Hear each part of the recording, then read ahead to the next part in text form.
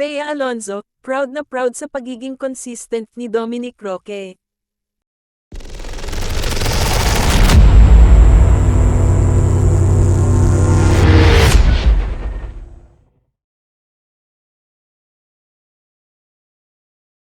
Todo kilig ang award-winning actress na si Bea Alonzo sa pa-surprise ng kanyang soon-to-be husband na si Dominic Roque.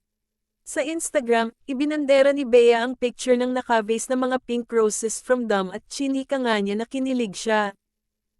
"Typical Dom, consistently surprising me with random things," caption niya sa IG post. Kwento niya, "I saw this when I walked into his condo. It's always the little things that make my heart flutter," pag-amin pa ng batikang aktres.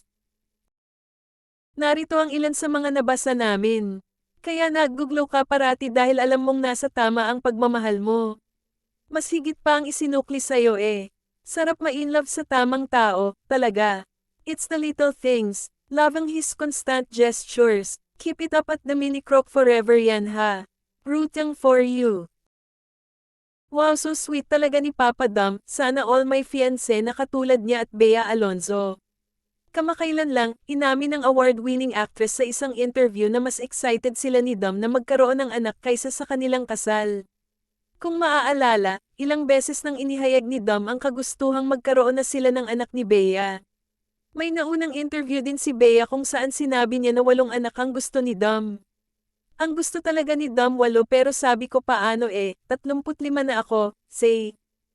Anyway, ang dasal ni Bea para sa kanilang pag-iisang dibdib ay mas maging matatag pa ang kanilang relasyon ng soon-to-be husband.